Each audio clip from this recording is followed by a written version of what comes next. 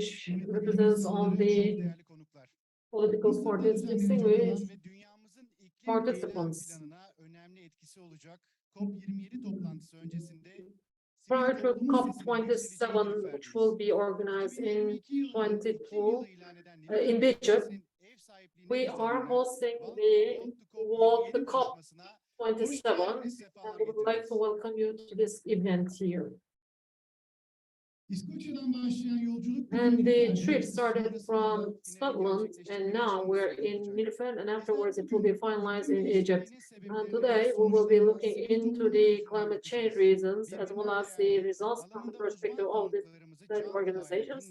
And we will be listening to our valuable speakers, and we will be taking some decisions which will be presented to the participants of the COP27. And now we shall start with the opening remarks, and our host, Turgay Erdem, our mayor of Nilüfer Municipality. I would like to invite him to the rostrum, please.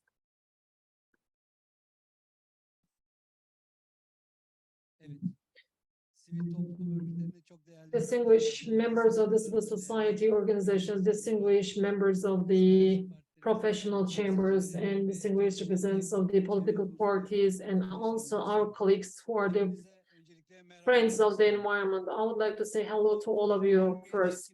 And the Walk2COP27 events which are being held, welcome to the pillar of this event, to Nilüfer Municipality. First of all, I would like to extend my thanks and my gratitude for joining us here. And here, Walk2COP27, which is being hosted by 27 centers, and COP2, we are Walk2COP27. Within this framework, actually, we have concerns for our future, and we all are experiencing the global outputs and results of the climate change, and so far we have been confronting with heavy precipitation, with floods, as well as with many natural disasters as a result of climate change. And with the also we are confronting with drought as well. And today, in all the world, the greatest concern is the economic crisis. However, it is not only the economic crisis, but the greatest problem is the climate change, because global warming interrupted the balance of the planet. If we do not take the precautions and measures, in the next step, we will be confronting with the drought, and afterwards we will be coming across with the famine or the scarcity. And this is not, of course, the problem of the 12 countries only. This is a global problem, and unfortunately, we are having less time as the time passes by. So, for that reason, all the cities, all the countries have to act, and all the people who are being fed, nutrified by the earth and air of this planet, we have to be aware of our responsibilities. For that reason, we wish that the parties of the Walk2COP27 parties increase. So for each country which does not want to compromise the economy, they need to see what's going to be facing us in future. And I hope that this event will pave the horizon for us, for all of us. And taking this opportunity, I would like to greet you all with respect and love. And thank you very much for the opening remarks to our mayor, and he will be with us once again for his presentation. Distinguished participants, the pandemic has introduced us one of the values. This is the remote meetings. I would like to invite you to look at the screen, and Sam Becker will be our next speaker, and I would like to leave the floor to him.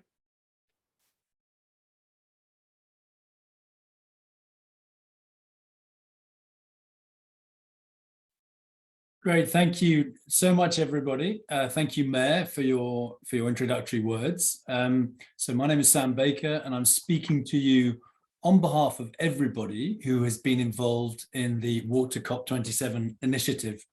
And what I'd like to do is just say a couple of things about COP27, because part of our ambition is to have COP27 as a topic of discussion amongst ordinary people as opposed to specialists. And the second thing I'd like to do is just to update you on Walk2COP27 itself, what it is and how we're doing. And believe me, our friends in Turkey are doing very well. Thank you.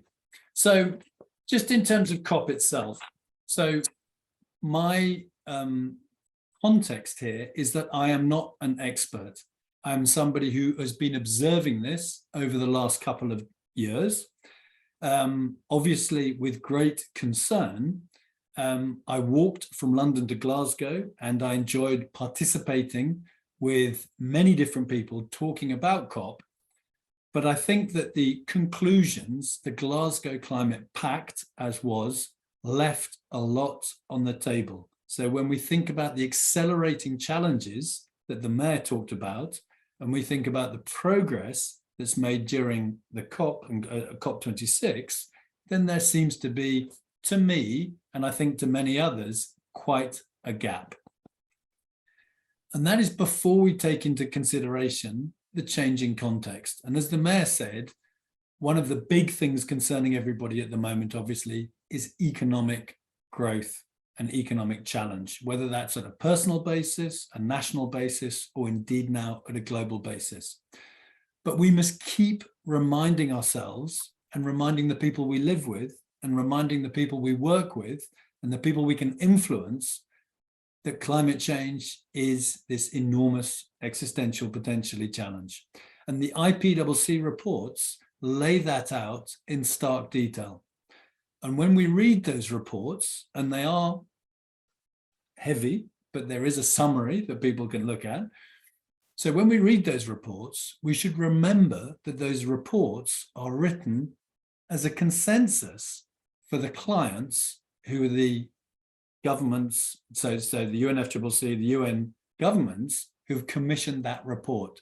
So there is interaction, which generally means the more contentious challenges or issues are taken out. So that means when we read the IPCC report, that is not the worst case estimate. So that's one thing to bear in mind. I think the second thing is, as the mayor said, there's prioritization of the economy and why. You know, we've had obviously COVID, we've still got COVID, we've had the supply chain disruption from COVID. That without the war would have given us inflation, almost certainly. But of course, we now have the war. We have challenges around energy security across Europe, particularly. But that's also fueled inflation as well. And as a result of all of those things, it means the media and certain politicians tend to be looking at those things in a shorter term than perhaps the bigger challenges, the more longer term challenges of climate change. And what I think we have to fight against is the political polarization of climate change. We don't want climate change owned by a party. We don't want it owned by, in any country, by a particular political ideology. We want it owned by everybody. It is something for everybody. We all need to contribute, and it can't be taken and made a part of political polarization. And there is certainly a danger of that in the UK and the US.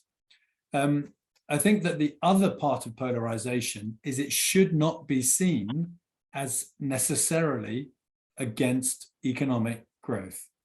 I think, you know, we talked about coming out of COVID, the opportunities for green growth. We talked about it as part of the EU. We talked about that in the UK and the US and virtually every other country.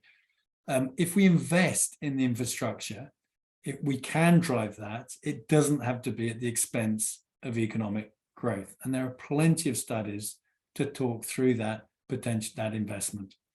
So the final thing to say about the context is, of course, emissions continue to increase. And so despite the Paris Agreement, the hope that we were going to halve emissions in this decade, it's looking increasingly difficult to deliver that, which means it's increasingly difficult to keep temperature increase to 2 degrees or less and preferably 1.5. So COP27 has got a lot to look at, a lot to decide on, and a lot to help us on. It's called the African COP for obvious reasons, and it's certainly got more of a focus and an opportunity for African countries. But it's also called its strapline is Together for Implementation. So it's trying to emphasize moving on from target setting, moving on from policy making and setting of rules, and moving towards the implementation. So a number of times in its explanation of what it's trying to achieve, it talks about on the ground. So the idea of sort of projects, initiatives, change that will happen on the ground. So implementation is a big focus, but that is difficult as we go into that first point, which is mitigation.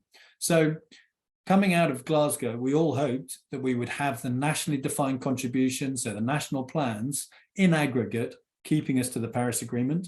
They didn't.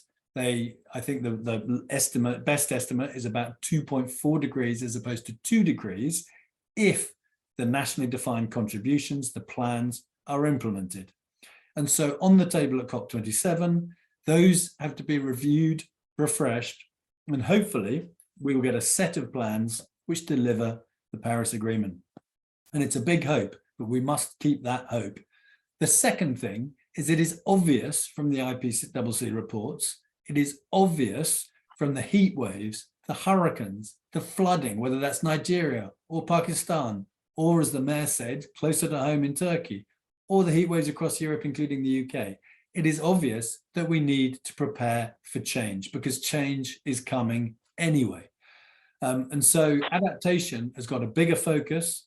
There is an expectation that people have national adaptation plans, and also that more money is put towards adaptation than the transition, the energy transition has been a key part of the mitigation in the past. And people have talked about a doubling of that finance in the transfer from what the UN call the global north to the global south.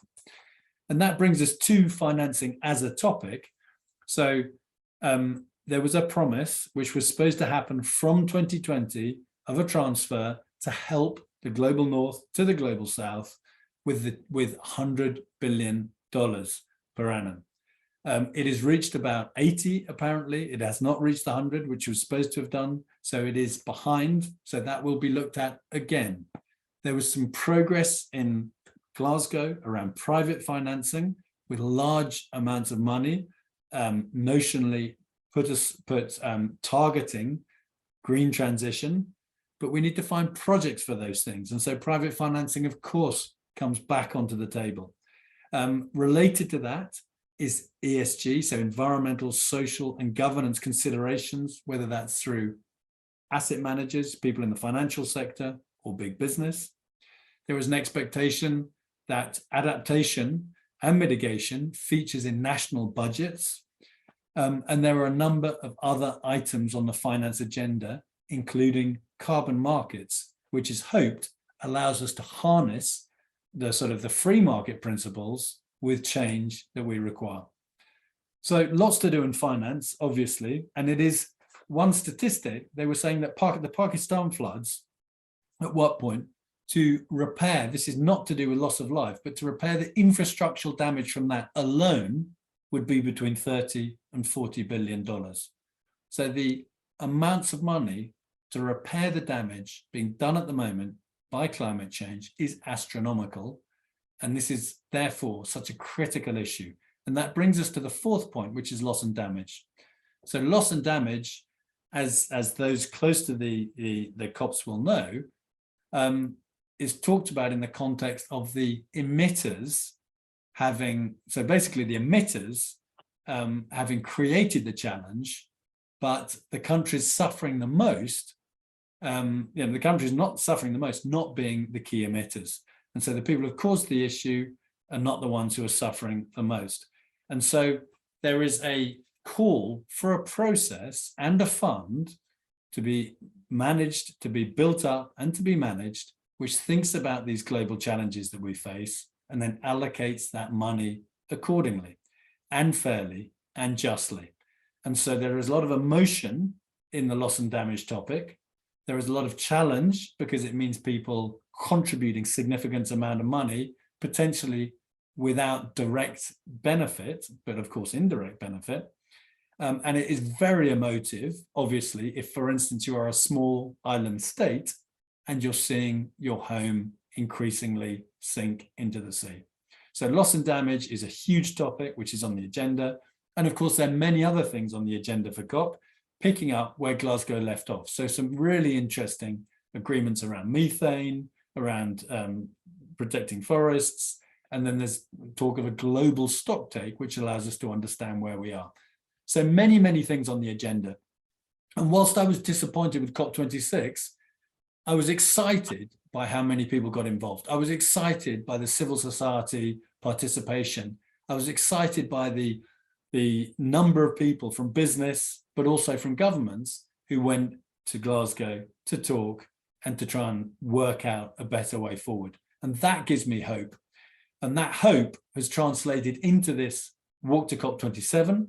So Walk to COP27 is trying to drive mass participation in and around climate action. And the way we think about climate action is decarbonization or mitigation, resilience or adaptation, justice, crucially important, and circularity. And the way we're doing that through this initiative is through trying to learn from each other. So I am listening into this 2 hours to learn. I will learn from you. The secondly is to forge solidarity. So we feel and we understand that people like us care and they want to act, and that will give us courage and we will act together. And the third is to make connections.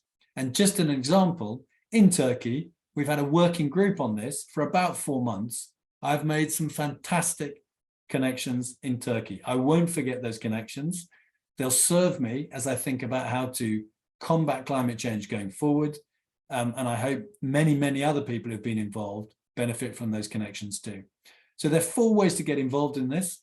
The first is to walk with us. So we've got 220 people from Turkey, cycling, running, walking. They're on an app. They clock the distance on that app, and that translates into trees planted.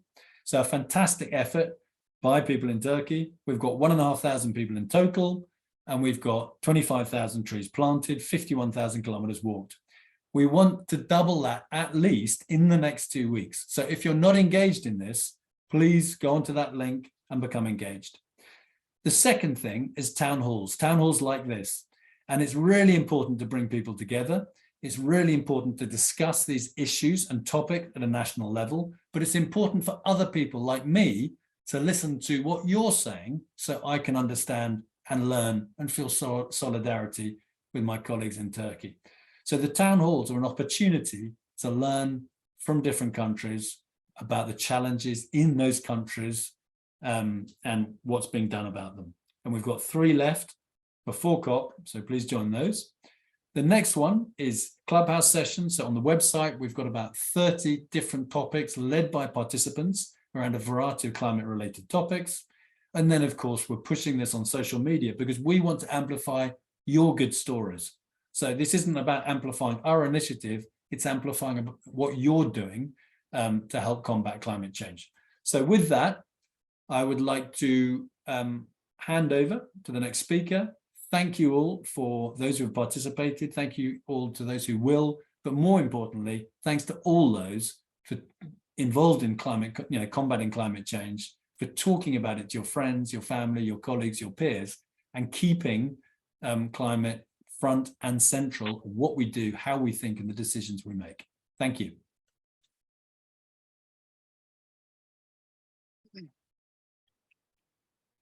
Evet, Walk2COP27 lideri Sam Becker'ı dinledik. Aslında kendisinin de söylediği gibi... So we listened to Mr. Becker in terms of the Walk to COP27, and we will be listening to the recommendations from the sciences as well. But in meanwhile, we're also curious about what the municipalities are doing. And as the Nilüfer Municipality, I would like to invite Mr. Turgay Erdem to explain us what the Nilüfer Municipality is doing all about.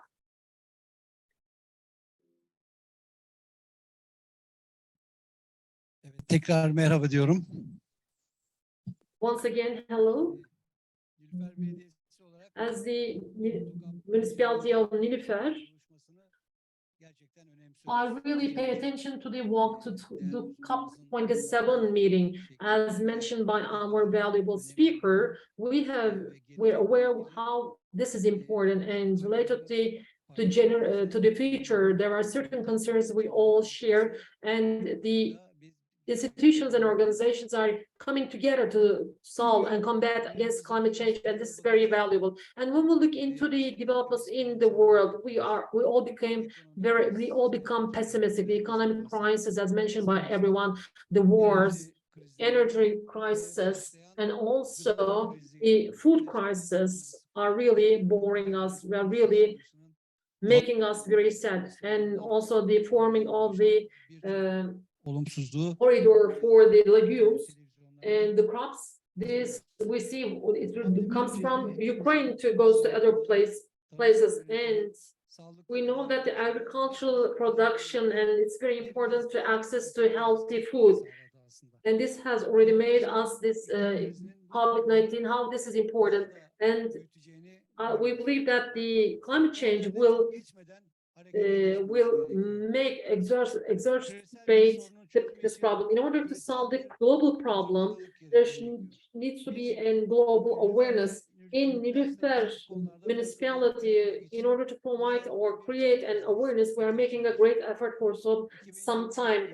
In 2020, as you know, 2020 was declared to be the agricultural year, and also 2021 was declared to be a food year, and within this context, of course, and in order to encourage the agriculture, in order to enable the people to access the healthy food and safe food, we also created an awareness, and this year has been declared as the climate year. And of course, I will not tell about what we have been doing so long, but for 1 year, we have conducted valuable studies in order to form this awareness. And while I continue with my presentation here, on the screen you will be seeing some of the results of some of our studies here. And the 27 COP meeting will take place in Egypt, in Sharm el-Sheikh. And the first one took place many years ago in Berlin. And within the time past, we have witnessed how the climate has changed. And the intergovernmental panel regarding the climate change, the greenhouse gases that were emitted into the atmosphere was increased by 29%, and between 1990 to 2020 in Turkey the greenhouse gas emitted increased by 130%, and in this regard we see that we have more responsibility about that. And the same report informs that the temperature to be kept under 1.5 increase, and it says that we have a greatest capacity of carbon dioxide, and this is actually the 2/3 of the total budget. So for a probability of 83%, we have to spend our remaining budget in a very careful way. And it is seen, of course, while the problem grows bigger, then the solution grows harder. So, Nilüfer municipality hosts such a summit, whether it's capable of resolving such a problem, or should we have a disappointment, or should we be observers only? But of course, municipality climate is not a criteria, but there's no need to change this definition, because the climate change is all ours, our problem.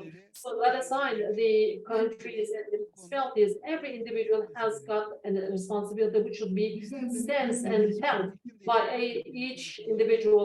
And in this regard, as Nilüfer municipality, we started the climate change combating activities. We started a decade ago, and we made our promises, and afterwards we revised our promises in 2030. we promised that the emissions of every individual would be decreased by 40% in according to 2019. Until 2019, we promised that this emissions would be decreased by 16%. Actually, this is a number that could not be approximated by many countries, but we believe in this, and our citizens focus on these studies, and every part of the society has to act with the awareness and responsibility of the climate change risk. And accordingly, we have to train our children, and we have to force them to thinking. And we also act certain type of actions. And for example, in transportation, we're supporting the use of cycling, and accordingly, we have a velocity project, and here we have stations for the cycles, bicycles, and in the first 8 months of the 2022, we cycled as much as 8 times the periphery of the world. This is a very small example, but of course we have to do more in order to access our target, and in order to do this, we need more transformations, of course. And the climate change issue is our issue as a whole, and we have to form a uniform mindset, and we have to increase our cooperations. So for that reason, Walk2COP27 is very important. And as it has been mentioned before, if you are living on an island, then within how much time that island may extinguish, and you have to act accordingly, because the temperature rise would cause these islands to be extinguished in time, and this would be a result of the climate change, of course, and we are all parts of this planet, and we believe in science, and science indicates us the 1.5 degrees the temperature, and for that reason the international policies should be built on this. And in Greek philosophers said that the one who cannot help himself, the God cannot help that person either. So every person, the humankind, should be aware of this danger, and accordingly they should act. Otherwise, there would be a tragedy that expects us, and everyone should consider what kind of a world they would live for the next generation. And I hope that these meetings would be transformed, would be transmitted to the upcoming generations. And while I end my remarks, I would like to extend my thanks to Glasgow, London, Budapest, Amman, Cairo, and Lebanon, Bulgaria, and I would like to greet all these countries, and I would like to greet you all with respect and love once again.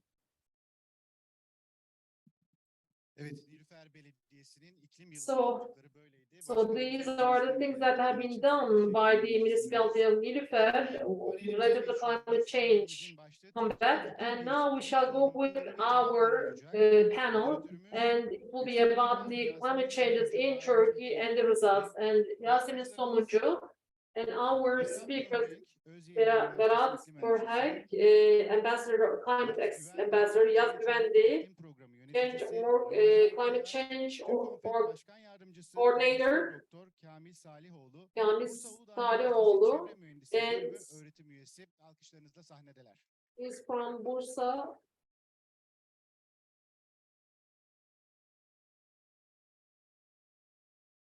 From the Department of Environmental Engineering.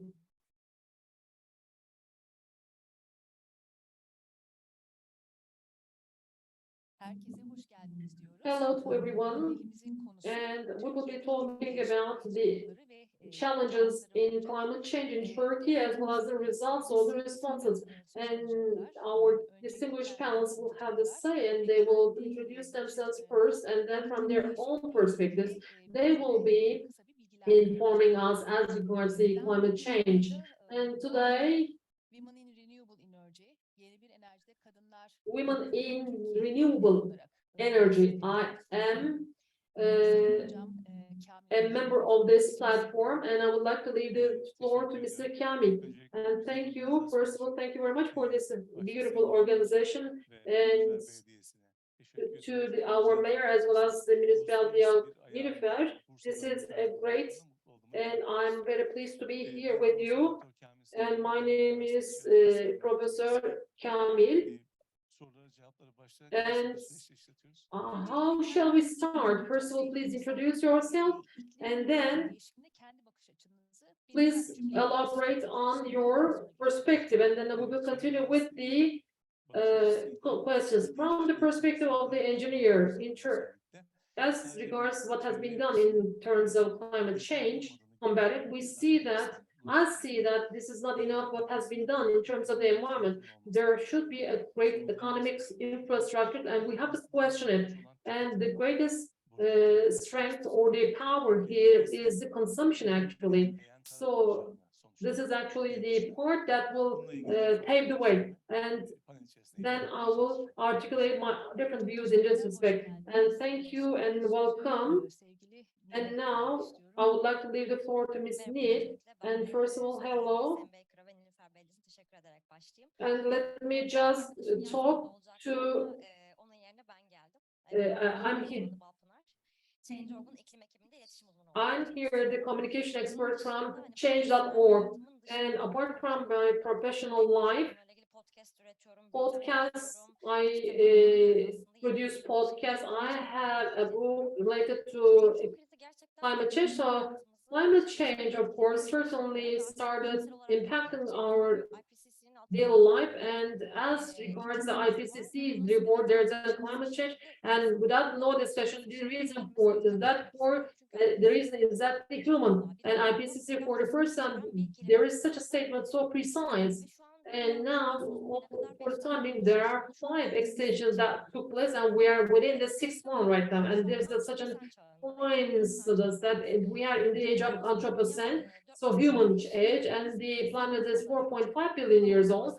And as the humans, within a so short period of time, we have made this planet into this condition, and these are shown by the report. And for example, there has been a warming by 1.2 degrees, and there are more waves of heat waves, and we know that the forest fires.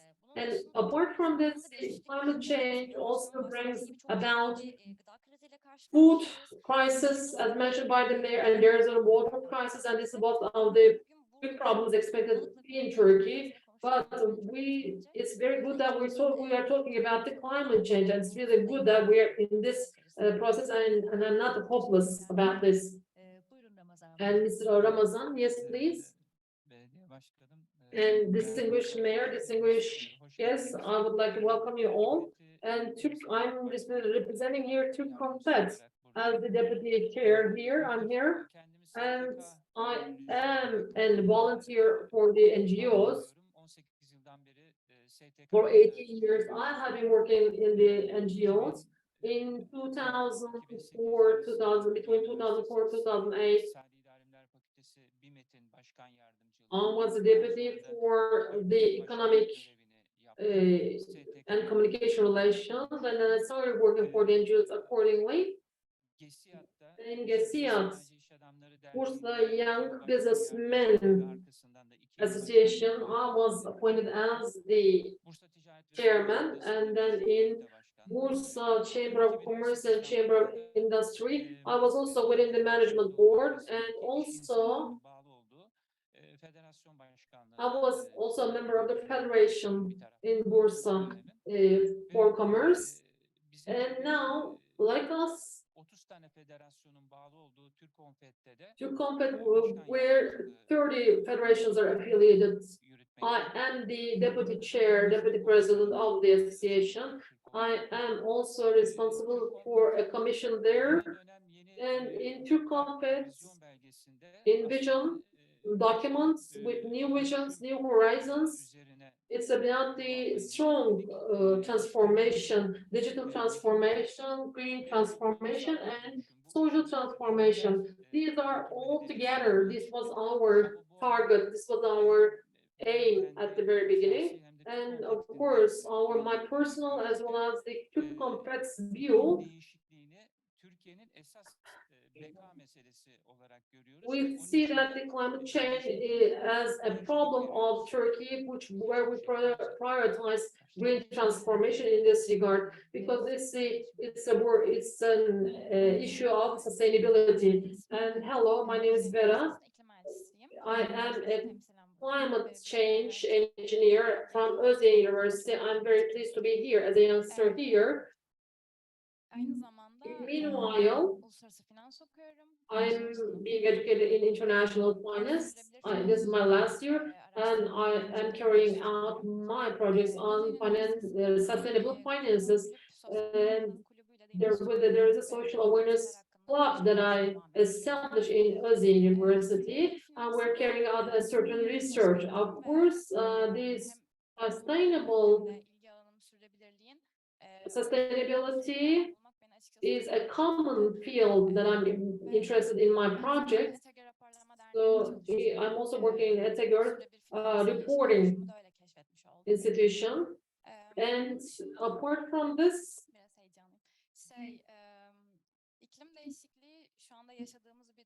climate change is a reality that we experience since my childhood. This is something that I have been facing since my childhood.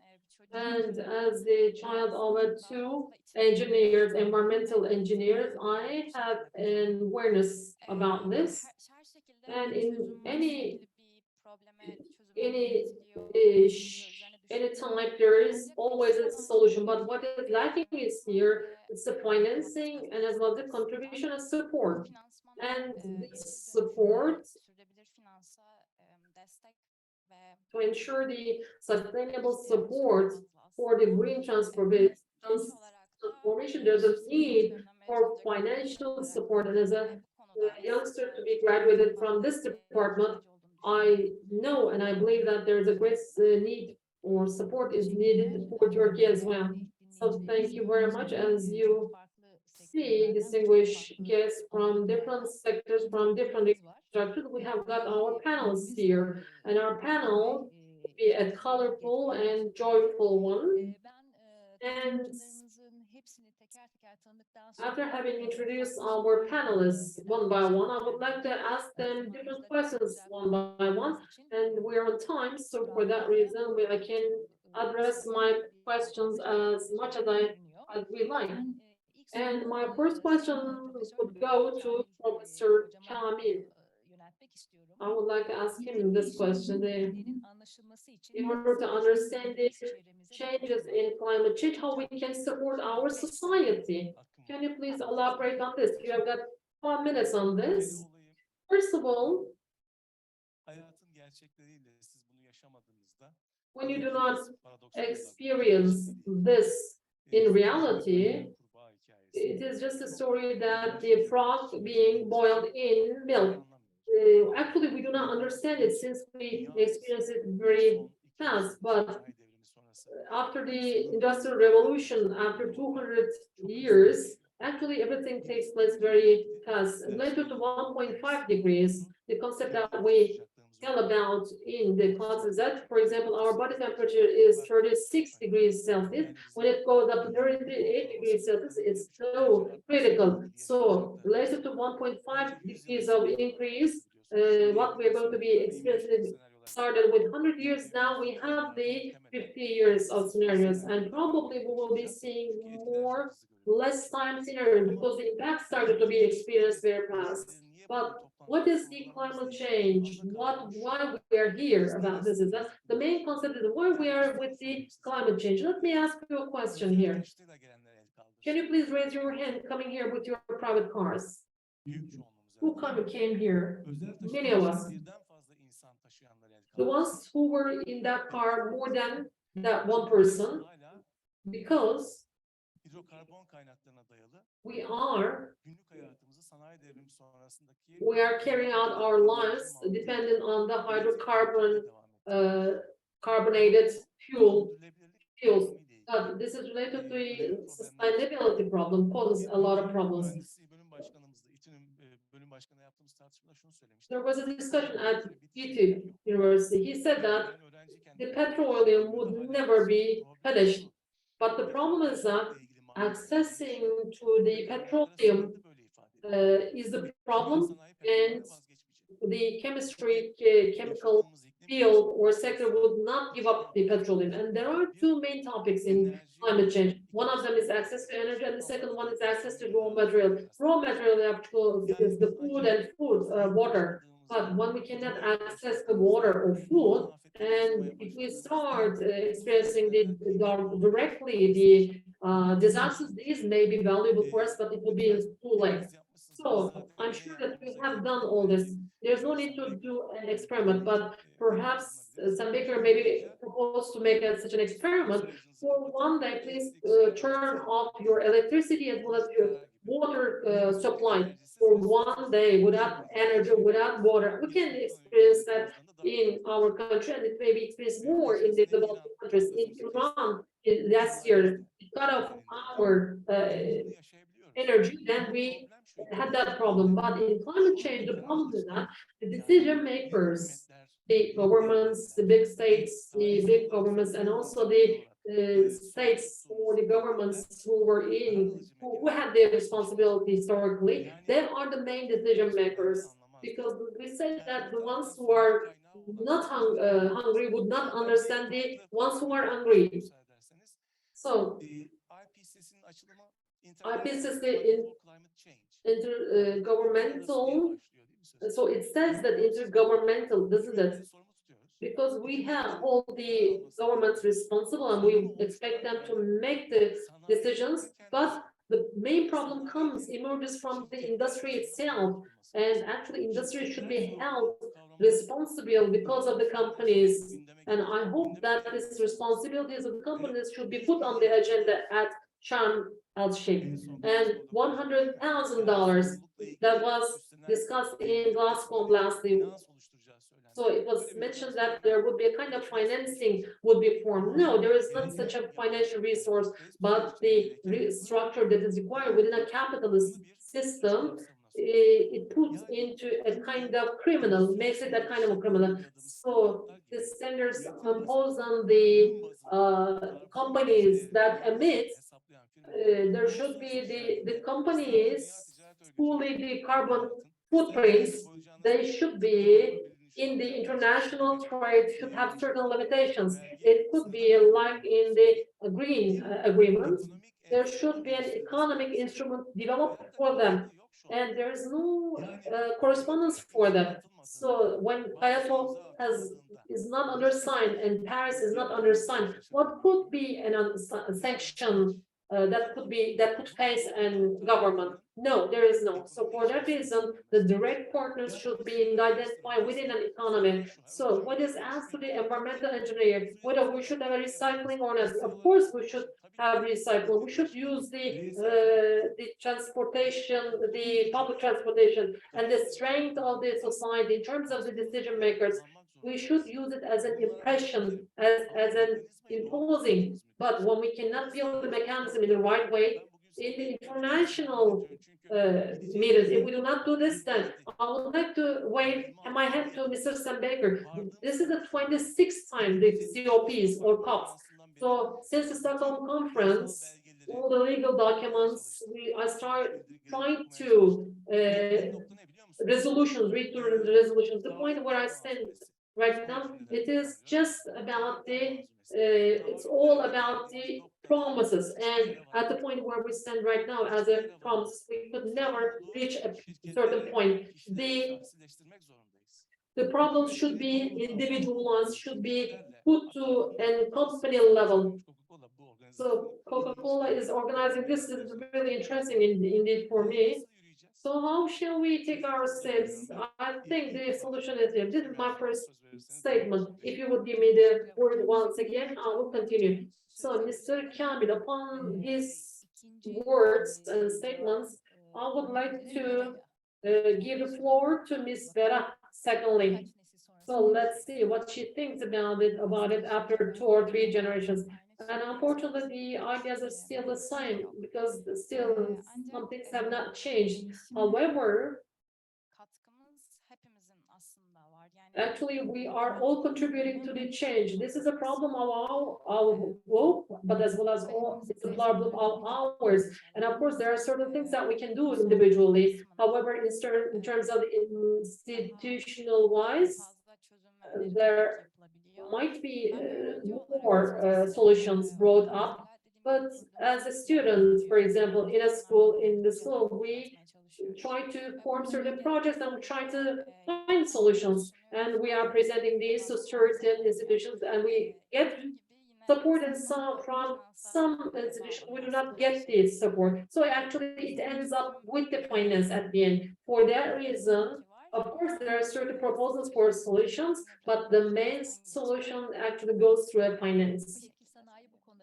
So what would the industry would think about it, Mr. Ramazan? Of course, in terms of the industry, there are things to be done a lot.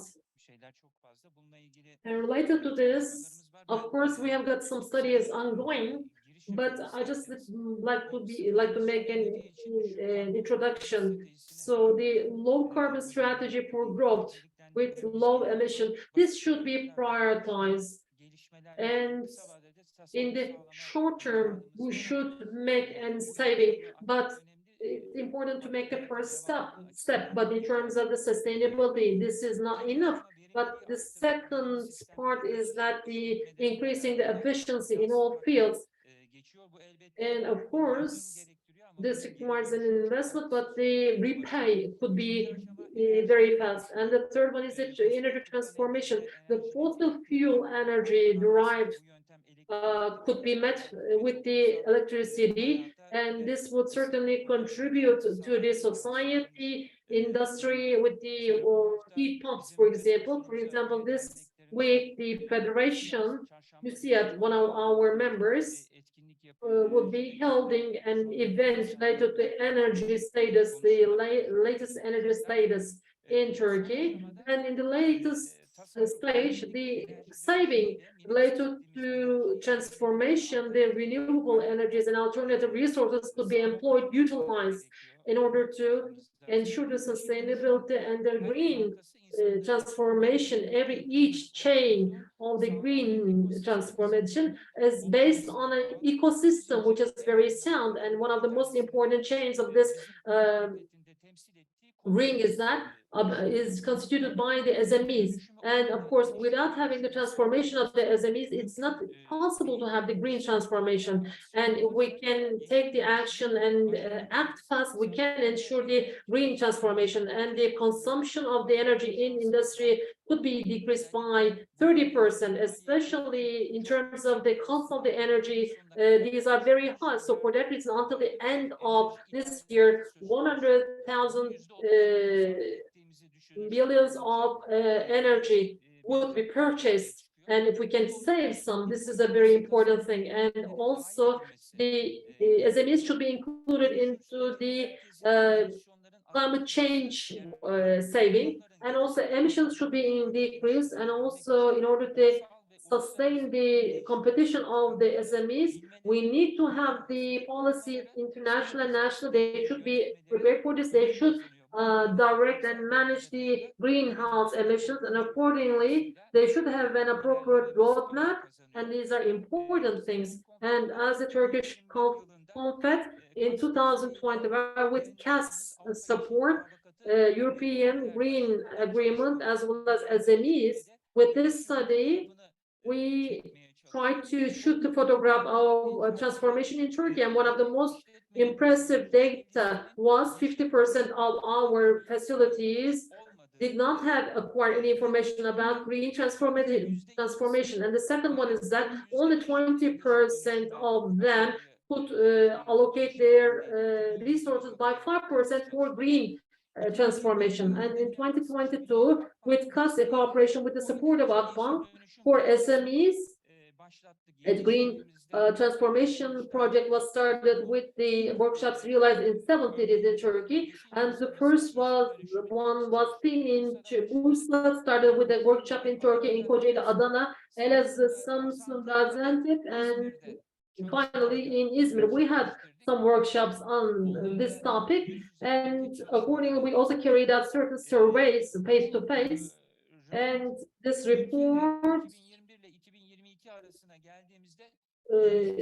between 2021, 2022, it shows a positive development. And in 7 cities, we conducted a survey with 350 companies. This has been put forward and shown that the green transformation is seen as an opportunity, and every 2 facilities and establishments out of 3 sees a green transformation as an opportunity, and this allocation of 5% of the resources now directs the companies to invest by 20% for the green transformation. So before I came here, when I looked into the Dünya newspaper, one of our companies,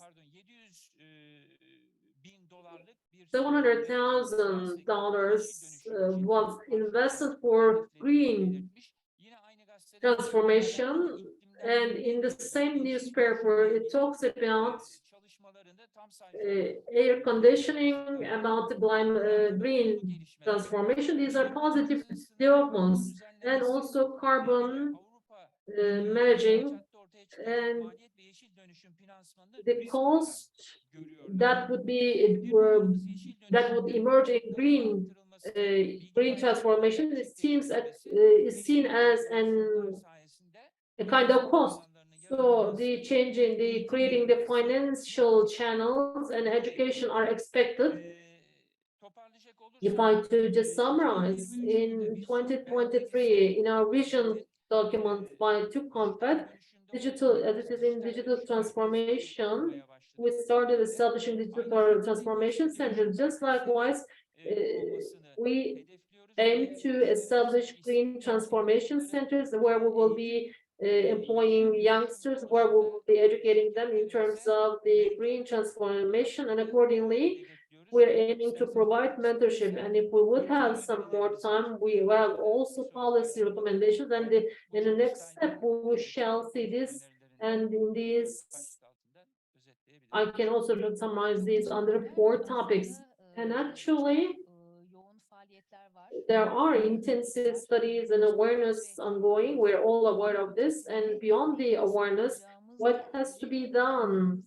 There are speedy steps taken forward, and I think that Turkey, the problem is that Turkey is a wide and big country and crowded country, and for that reason, it's all about how we can realize these steps by competing with time. The key point is here, I guess.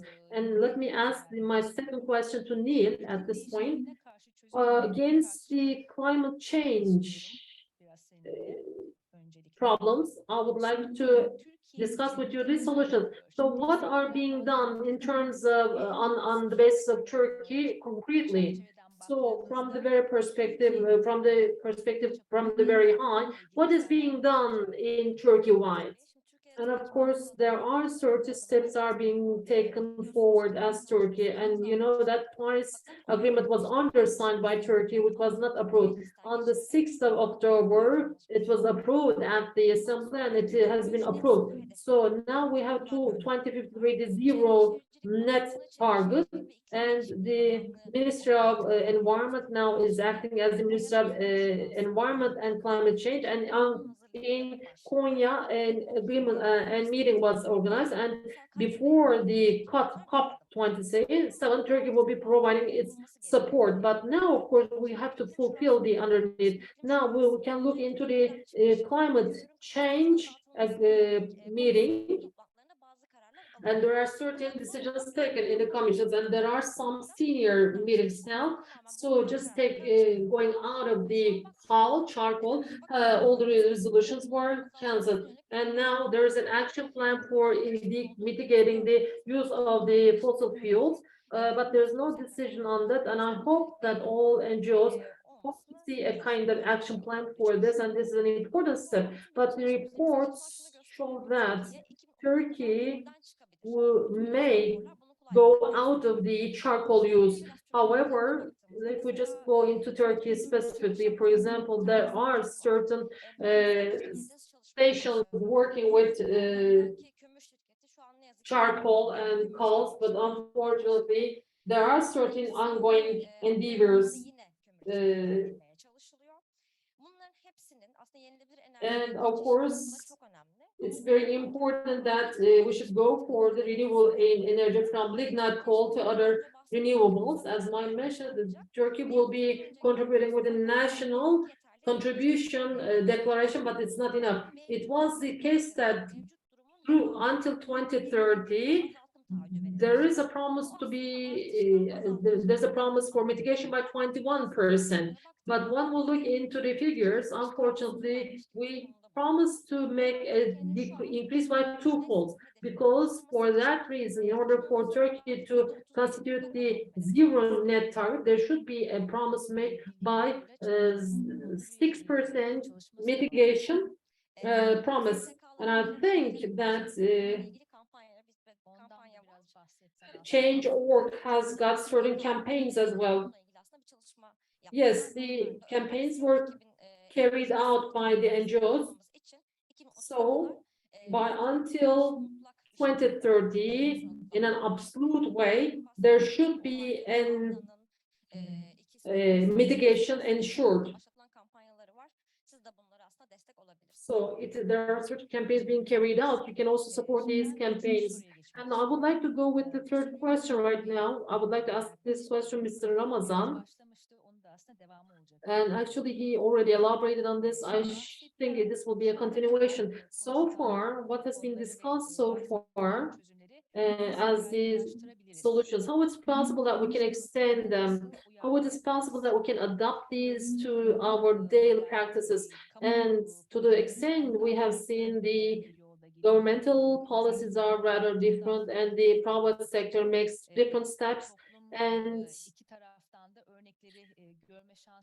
the community has got the opportunity to see two examples, and how it is possible that we can adapt these into our daily practices and normal behaviors. How it is possible that we can proceed in that way. And of course, we always look at it from a perspective of businesses as well as through the SMEs. And we believe that the responsibilities should be fulfilled by the SMEs. And after these 7 workshops last month, we had the summit on green transformation. And our policy recommendations on green transformation were articulated there. And these were under 4 topics. And there are 10 recommendations. And the awareness at companies level should be increased, and there should be exchange of the knowledge. The regulations, finance, and education, these may be grouped likewise. And here, in order to increase the awareness of the SMEs, the right communication channels should be identified, and there is a deficiency in that. And secondly, among the stakeholders, a network should be established, and knowledge exchange should be made on central level and should be made active, effective. And also initiatives and regulations related to the green transformation of the SMEs. There should be an extensive support mechanisms formed, and accordingly, the application mechanisms should be facilitated for the SMEs. And also initiated follow-up mechanisms should be planned, and accordingly, the efficiency of the SMEs should be measured. And in many initiatives, we see that there are certain deficiencies, and unfortunately, the initiatives provided cannot be followed. And fifth, there are the regional initiatives, and in order to decrease the discrepancies between the regions, they should be replanned, and the ecosystem for entrepreneurs should be developed, and the regulations should be applicable, that should be verified, and the regulations that are often changed, that should be hindered. And the most important one of them is that the finance. For sustainable financing, the national regulatory framework should be formed, and accordingly, the SMEs should be able to access sustainable finance. In order to provide an opportunity, we should provide opportunities for the SMEs. And to me, the most important thing is that the educational part or training part related to green transformation, in order to raise awareness in the curriculum, the sustainability issues should be added as a subject. and this is one of the dimensions. And the second one is that to meet the requirements in the green transformation, these should be provided with the on-the-job trainings, on-the-job trainings. And accordingly, there are certain political recommendations. And next November, there is this COP27 that will be as the Turkonfed, we have an opportunity to hold an event at this event. We will be organizing a session.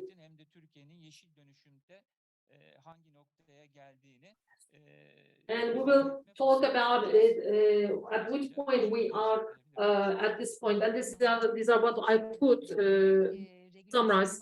And the regulations, regarding regulations, of course, I completely agree with you. And in order to have a regulation understood by the community and to have it interpreted, this is some kind of a time-taking procedure. However, when these regulations change so quickly, first of all, there's a confusion in mind, and community or social mindset or memory is not formed, and there is not a transmission is formed. So a culture is formed just within a certain period of time.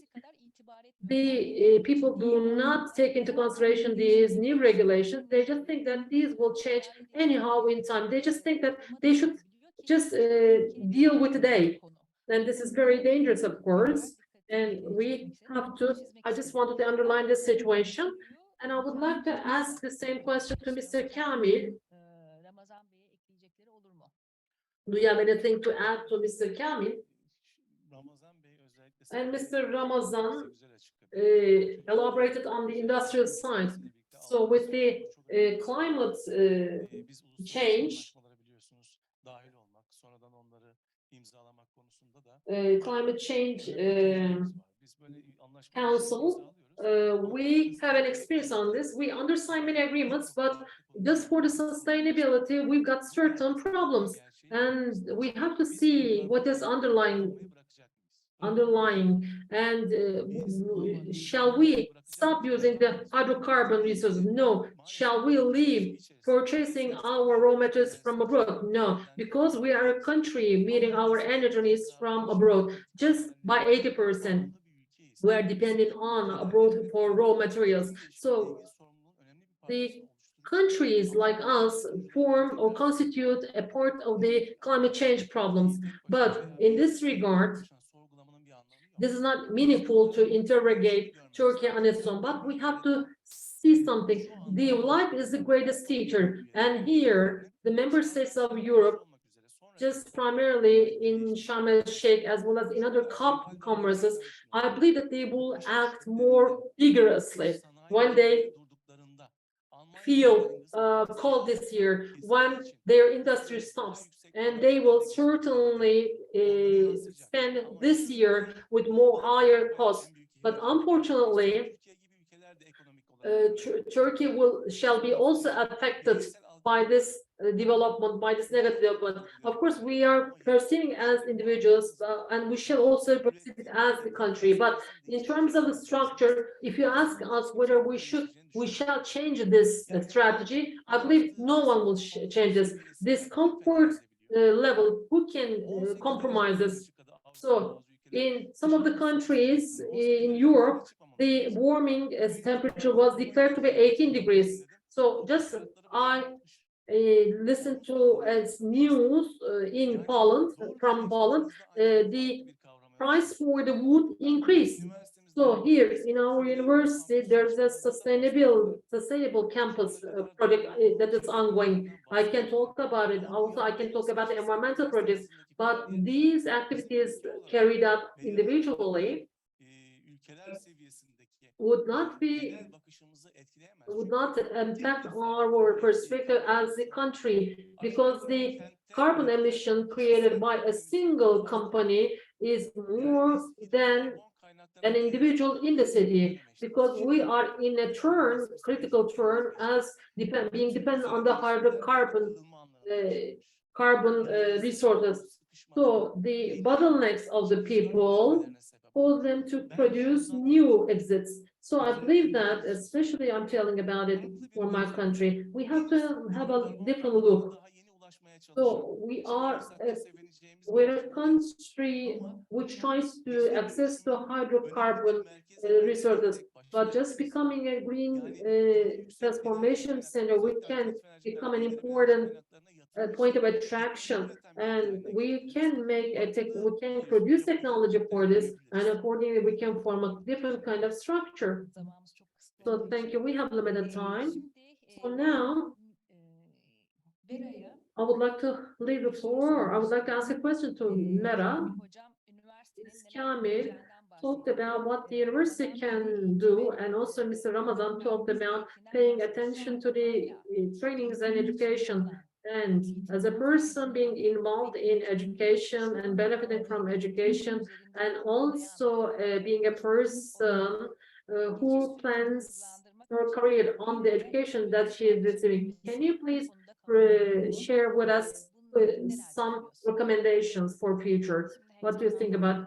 So I will try not to become excited. I adapted myself here. So as I am adapted here, our country and the world has to adapt to this new transformation, because I cannot dissolve, or I cannot dispose the plastics in the world, but I can recycle them. So these are the ways that we can adapt ourselves.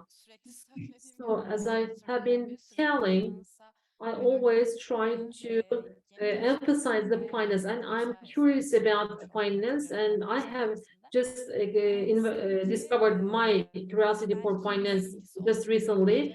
What I would like is that the university students who have not discovered their interest in this regard, they can find out certain activities who can work in this sector, because this is something that can be integrated, so from energy to waste, and from education to other fields. There can be always a common subject in sustainability. So I'm very happy to hear about the other institutions about green transformation, that they are paying attention to green transformation, because in Turkey the voice about this is heard very low, and rather than the departments in university, the importance that we integrate this sustainability issue into the departments where we work, and it's really important to become involved in these sectors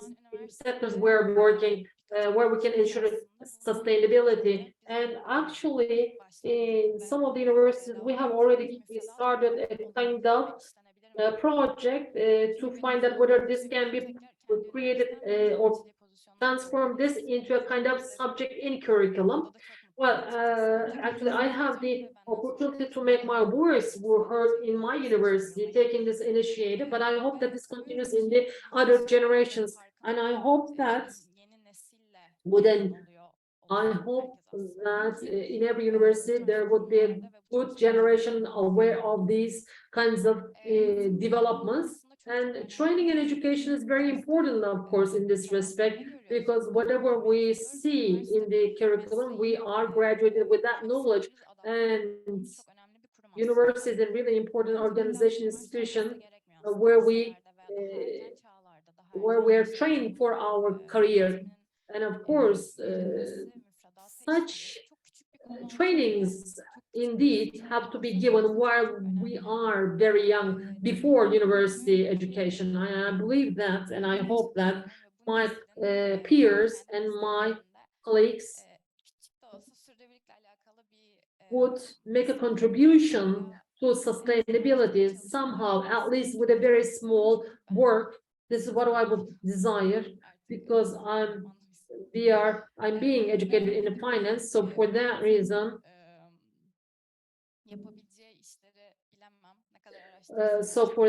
I wouldn't know what an advocate does, However, if I would know about what sustainability is all about, then certain knowledge can be convened around or put together a certain knowledge about sustainability, and they can also apply this. And sustainable finance is very important, and many civil society organizations and associations are really making a great effort in this respect. But at the end of the year, we see that the banks, the insurance companies, and financial institutions, they declare and announce a lot of profits. And we want these institutions and organizations to take responsibilities as well. This is what we expect. Of course, we can take a subject up to one point, but these, if we cannot enact a sustainable finance with their support, then it is not possible that we can live without water, we cannot live without food. So this is a subject that relates to everyone. Unfortunately, our time is progressing very fast. Just for one, I would like to give 1 minute to Ms. Nil.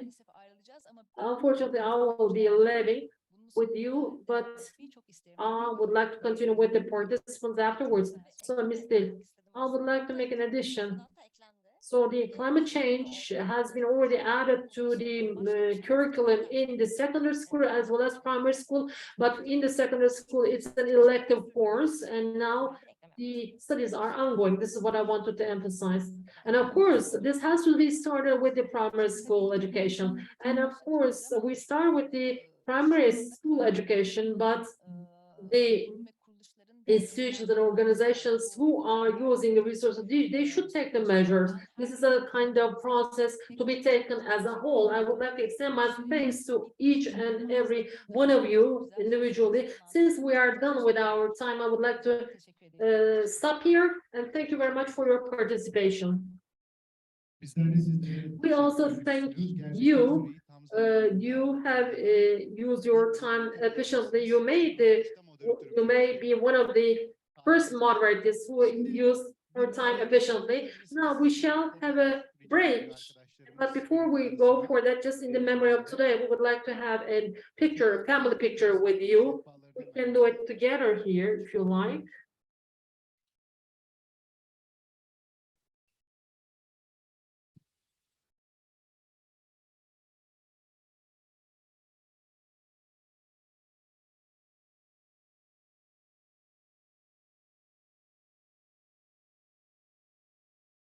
Evet, saatlerimiz tam 15.45'i gösteriyor. Programa da uyuyoruz.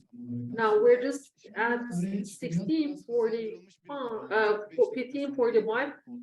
Just after 5 minutes, we shall resume in the second panel together.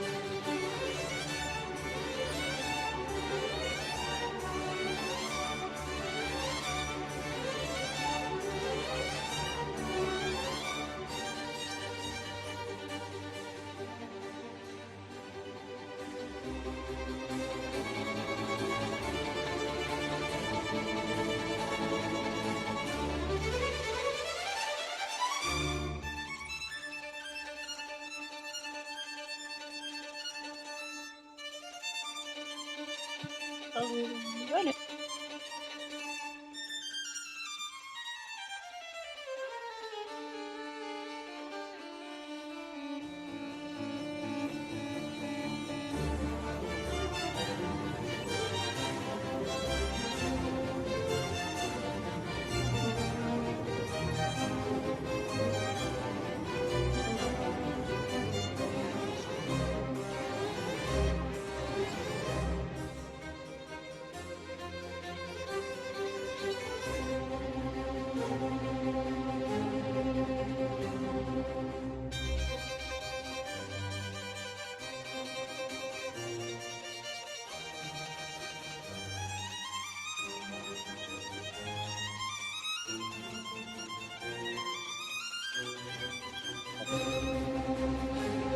Evet.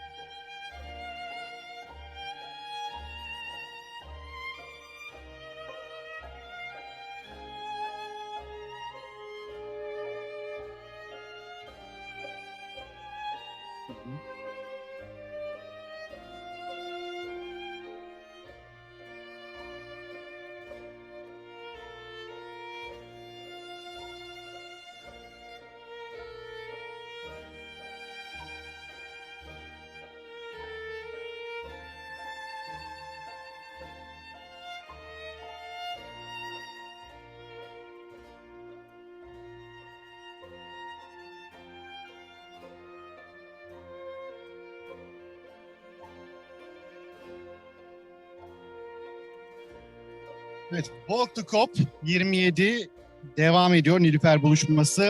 İlk panelimiz Türkiye'de iklim değişikliği. So we continue with the panel up to... İkinci başlığımızla devam ediyoruz. Efendim, sesi, müzik sesini lütfen kapatabilir miyiz? Müzik sesini lütfen kapatabilir miyiz? Üniversitesi Peyzaj Mimarlığı Bölümü öğretim üyesi Profesör Doktor Sayan Atanur. Konuşmacılarımız Bursa Uludağ Universitesi Ziraat Fakültesi öğretim üyesi Profesör Efendim. Ertuğrul Aksoy. Farge Organik'ten ihsan Burak Alsan. Burak Alsan and tabii Smart Agricultural Technologies Tülin Akın. I would like to invite them to the stage, please. Evet, merhaba. Hello. Oturumumuzun ikinci bölümündeyiz ve We're in the second session of our panel. ikinci bölümündeyiz ve So we're in the second session of our event, and in this session, we will be talking about climate change and agriculture, and we have valuable guests with us, and from each of them, we will ask them to introduce themselves, distinguished colleagues are with us here. And here, I would like to make an introduction here related to everything, to agriculture. They're all connected with climate. So for that reason, it's very important that we have the relation between the climate and the agriculture, which is very vulnerable. And within this context, we have our guests And from this perspective, I would like to have your view on the climate change. Nasıl isterseniz öyle ama öncesinde If you like, in order, but however you like, first, please, first of all, introduce yourselves. tanıştım ama I have already met you, but please introduce yourselves for the ones in the hall. tabii ki. Tabii ki. Yes, please. Buyurun.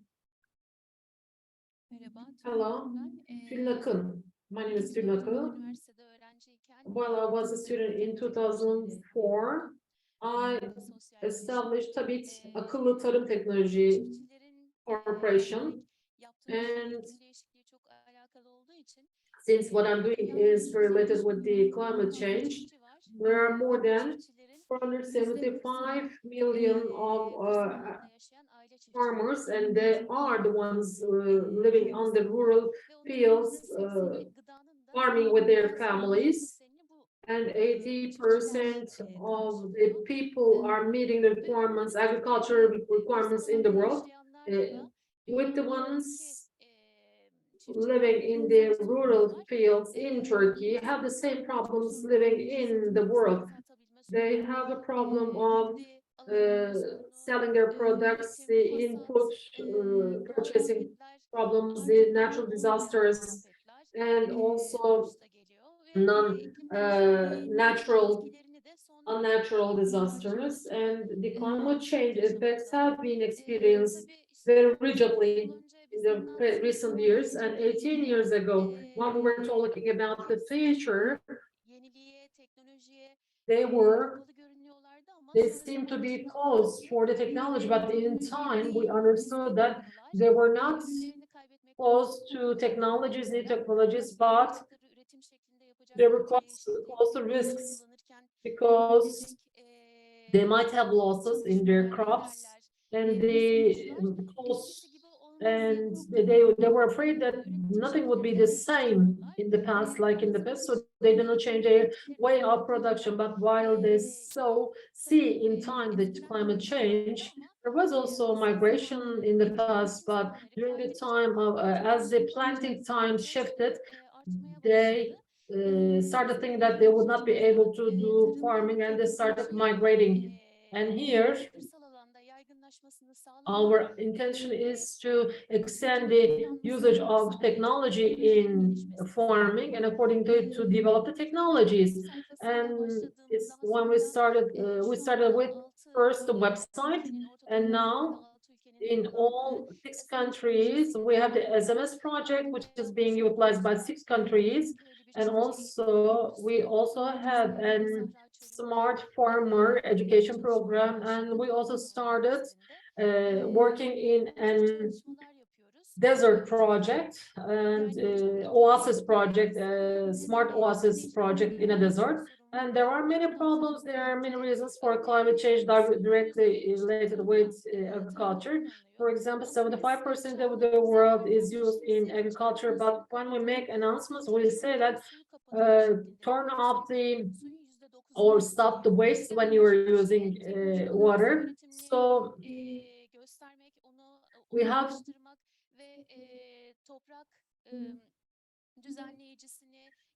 so the regulator of the earth should be able to do this with the balanced use of water, which impacts the balance of the plant. For that reason, there is still no agriculture on Mars. Hangimizden devam ediyoruz? Merhaba, ismim Burak Alsan. Hello, my name is Burak Alsan. For 6 years ago, I established a company, Farge, in İzmit, Fethiye. We are farming organically more than with 300 products.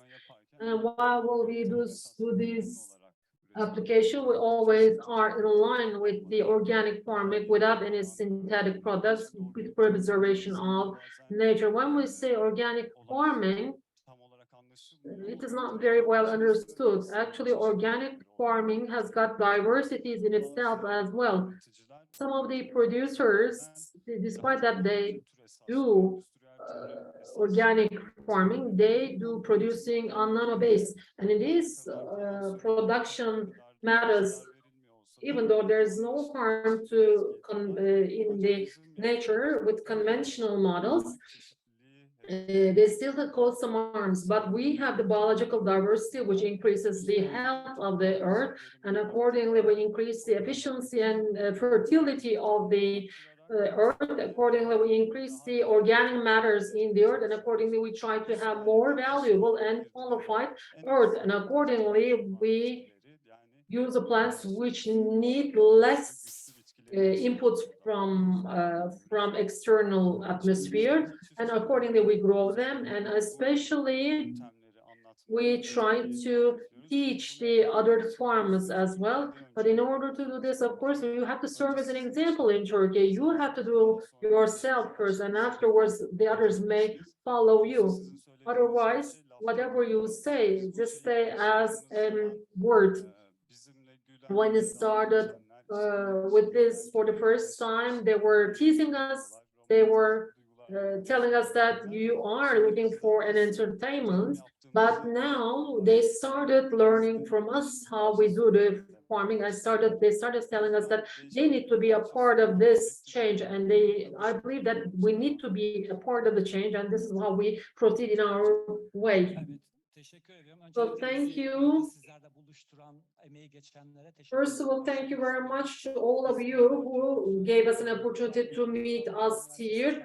And I am from the Bursa Uludağ University. I'm a faculty member, and I was graduated in 1985. And I had my master's degree, doctorate degree, and I'm from Adana. As of 1994, I have started working as a faculty member in Uludağ University. Since that time onwards, I have been a member of the civil society organizations in combating against climate change. I am also DAODER ECODER member, and I have got very important responsibilities between 2010-2015. I was the chairman or the president of the Chamber of Agriculture, and then I am also a member of the Urban Council. And we'll be talking about agriculture, how it is being impacted by the climate change. But I would like to say a few words where Mr. Kamil said so. So the ones we will be elected, or the governments we elected, how they are double-faced. In order not to give you a longer information, I would like to read this out. The United Nations Environmental Program President has made an announcement. It's taken from a report. It is about the emissions. The gap analysis report that was published in 2019. It's important. Why it is important? Because it says that in 2018, 55.8 gigaton carbon was equal to the carbon emissions in 2018, and this number was majorly emitted by G20 countries.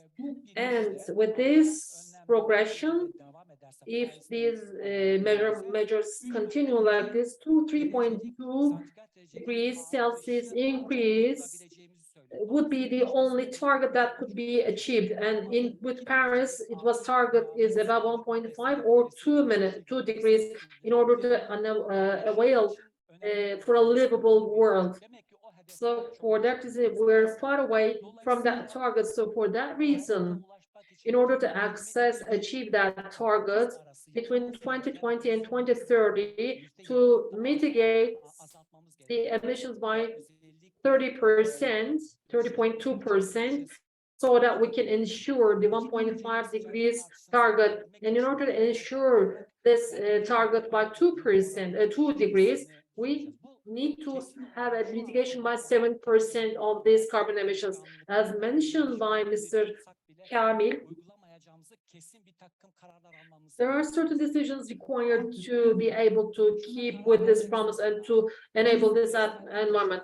And the world has to make a decision whether to produce and gain more or to feed ourselves well. So we have to make this decision. And the last thing is that I farkına varmıştım. was aware, I recognize that in energy production, 46% of them, in industry it's 24%, 18% of them deforestation, and 9% is noticed because of the forest for agriculture. And there are two sectors that would be impacted the most in terms of the which would be impacted by the climate change. Agricultural sector would certainly be impacted by the climate change, but since the agriculture sector contributes to the emission the least, then the farmers should raise their voice for more, and we have to change certain habits. What I have to say is that the ones that manage us, that rule us, they should be changed, and we have to be electing the governments who favor the nature, and we also have to be in relation with the global capital and the ones who are in favor of the income because of the acquisitions. We should not support them. So it was mentioned that the education starts with the primary school. Well, we should not have an education which does not research, we should not question. We should be defending, advocating, and training an education which questions. And what are the problems related to the agriculture? What we have done with the municipality of Nilüfer, I will elaborate this afterwards. And in a sector with so many components, of course, the presence of civil society organizations, it's very important for the agricultural sector.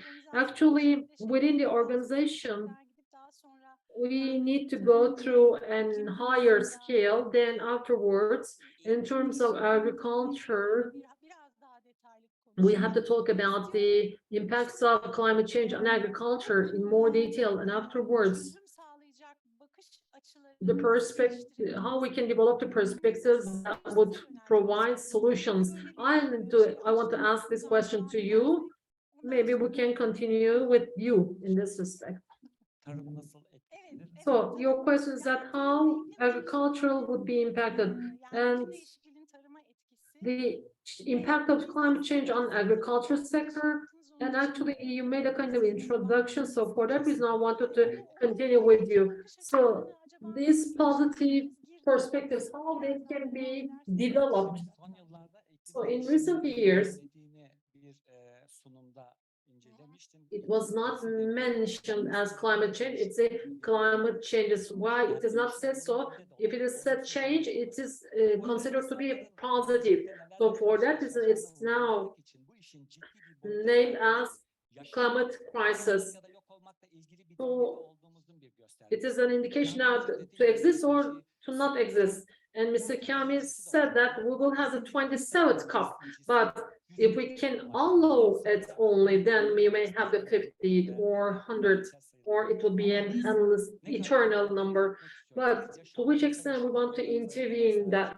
To which extent we would like to own our life? And accordingly, we have to elect the ones who rule us. Then we shall have a regional and national, at national and regional scale, we would be a family. What does the climate change, climate crisis bring us?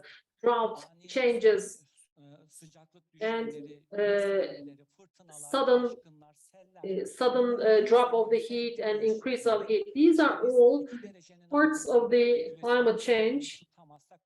If we cannot keep the climate change with 2 degrees Celsius increase, then we shall come up with or confront with many disasters more. So let me give you some data. Turkish regional action plan. So we have strategies, as mentioned by Mr. Kamil. Kamil, everything can be undersigned, but they can be also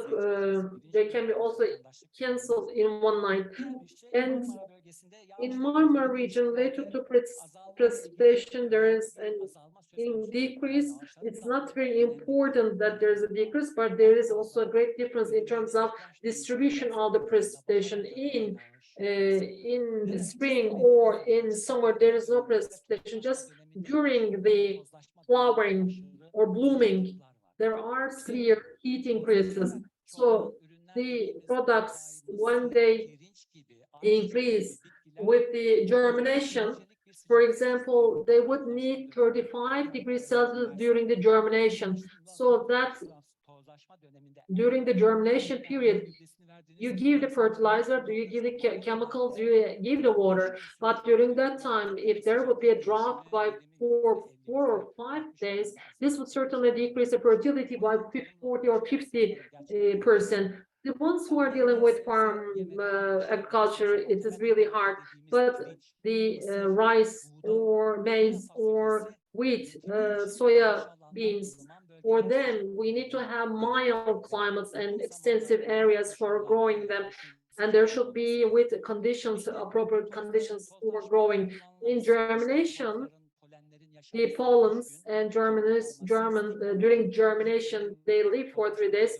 And we can say that they live for 4 days. And let's just consider that for maize, this is very important. If we would have a drought, for example, during that time, then the feeding of the world and for the livestock in the world for human, this is very important.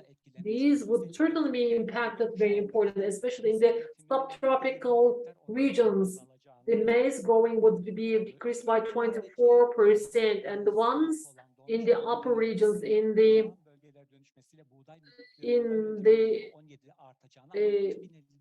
places in the northern parts, there would be a warming of the climate, and there would be an increase in the wheat production by 70%.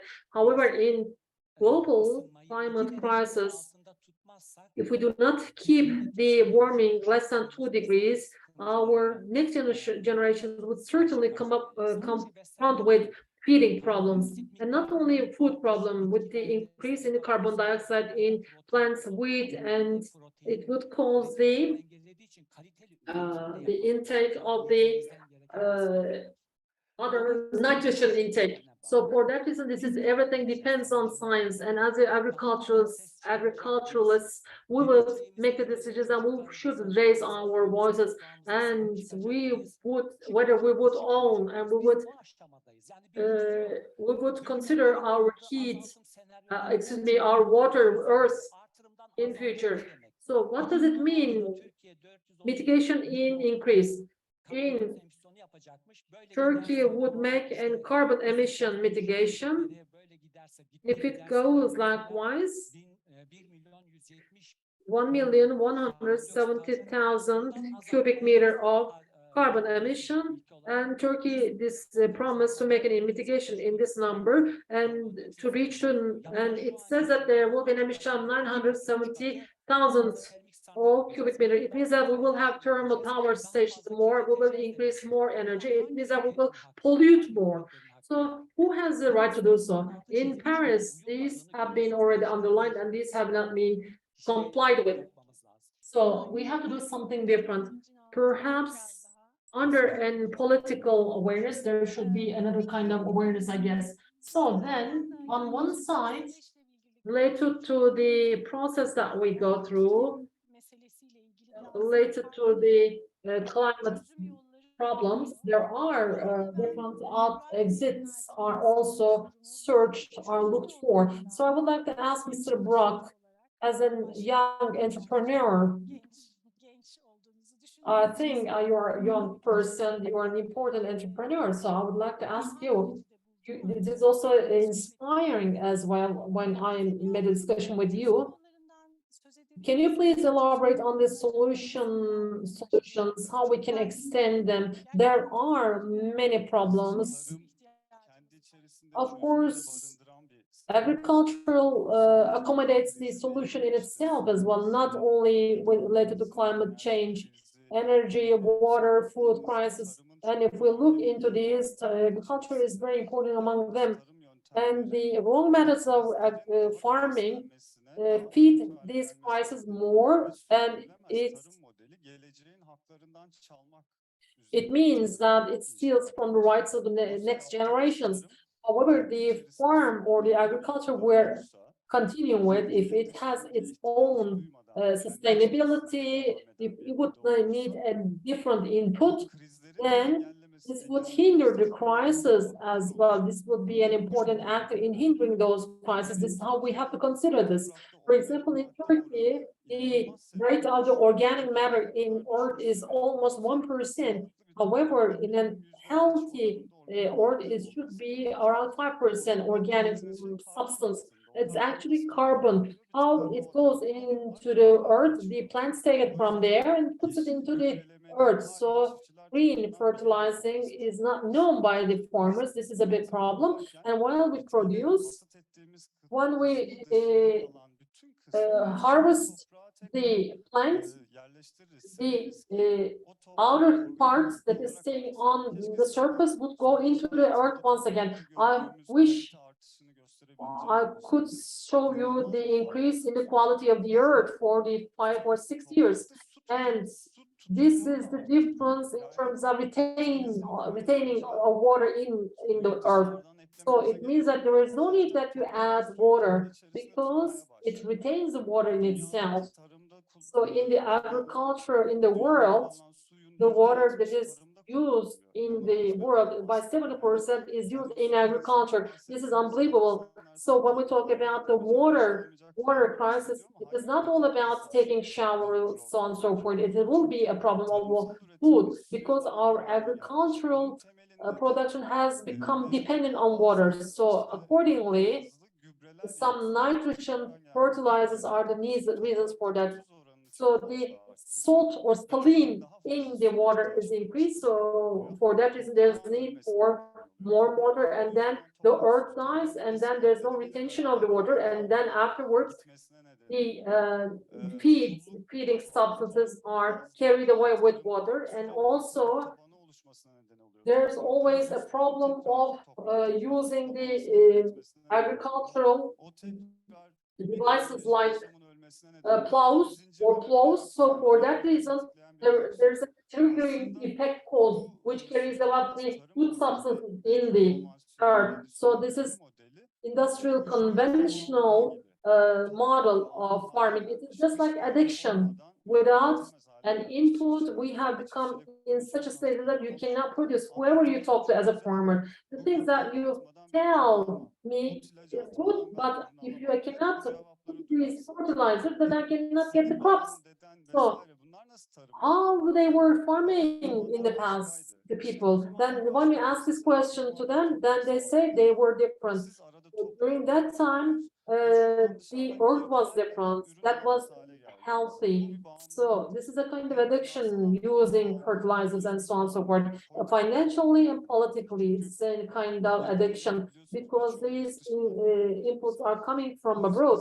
So for that reason, in our own earth, on our grounds, we have to carry out certain farming activities. Accordingly, we can produce our own food, and we can not be dependent on others on abroad, and accordingly we would open the gate for a healthy life. So for that reason, in first instance, the farmers should be trained, and such methods of farming should be taught and supported, and on the other side, the consumers should be producers and should be supporting the local farmers, and also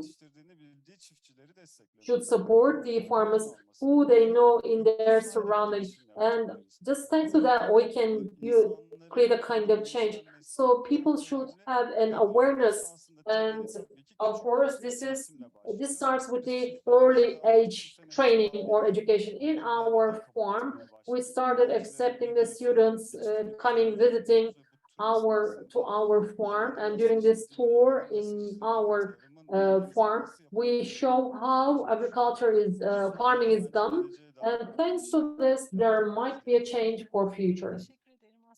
Thank you very much. So in our old culture, this is what we had.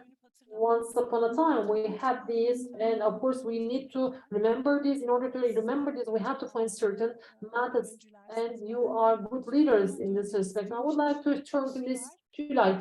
Tülin. We have scarce time, though, just to speed up. And against this climate change, climate crisis, just to take action, actually, we have to speed up the solutions. In this context, what would you like to say? What are your thoughts about them? Şimdi şöyle, So, ben 2018 yılında World Economic Forum'a World Academic Forum, I attended in 2018, 1.5 million in Turkey, and in African countries, 7 million farmers are informed about this knowledge system. So accordingly, I was given the Social Entrepreneur Award. I say that I tell about it, not to be asked why I'm telling about it. So climate change, I participated at Climate Change Forum. What were they talking about? The ones who are ruling the world, they were telling that the fossil fuels should not be used. What is polluting the world? This should not be that should not be this. These were all being taught, and I thought that at least they would be talking about the solutions. And we are solving this such and such, and you solve this such and such. So I thought that they were discussing the solution matters. No, it was not like that. How they were talking how the climate was changed in the world and what should be done, and nobody was discussing how it should be done. As I mentioned before, there are certain challenges that the farmers to stay on the rural areas. In one side, there are the development of the agricultural technologies developing. And how does this change? We need technology, of course, and this could be only employed, utilized by the big investors. There is such a technology that it would be utilized by an expert, but there would be also a great invest for it. This is not very possible that it can be extended. On the other hand, on the rural fields, there are the farmers, and the farmers are loaded with a lot of responsibility. They would take the decision for production, they would harvest it, they would market, they would purchase, they would provide the logistics, there would not be the mediators. Then we shall tell the farmer, do this, do that, do this, do that, and then learn the technology and use it. And as a result, a farmer can produce as much as he or she can consume. But we, the ones in the urban places, if the farming does not continue, we would be the ones who would who would stay hungry, who would be hungry, ones polluting and managing the world, ruling the world. If they're just talking about the problems, then it means that we have a greater problem. Not only the countries, not only it is a problem of a single nation or single country. The heads of the sectors, they should talk about. So we shall go to Mars. Why we shall go to Mars? Because it's not possible that we can supply our food. If they would go Mars. Everyone would go Mars. No. So our existing world, our existing environment. So we're just telling that we should protect our world. I was told that we should protect our world, and I tell my children that we leave the world due to maintain it, and we cannot protect it. And what is the duty that we undertake? We have to undertake. The farmers should access the easy technology, and in the private sector as well as state sector and academic wise, they should be able to use technology, simple technologies. We should develop such technologies, and these technologies should be extended in a way that they can be afforded by the farmers, and we should not impose the farmers to learn it, because they have an average of 50 years of age, and we ask them whether they would leave their profession to the next generation. They say that no. So for that reason, what should their children be? They should be nurses or policemen. Yani aslında tarıma ilgi gösteren Actually, the eee, ones who show interest in agriculture, they are the ones göç ediyor. who are migrating from the urban places to the rural places with an entrepreneurship spirit, because there's no promotion of farming.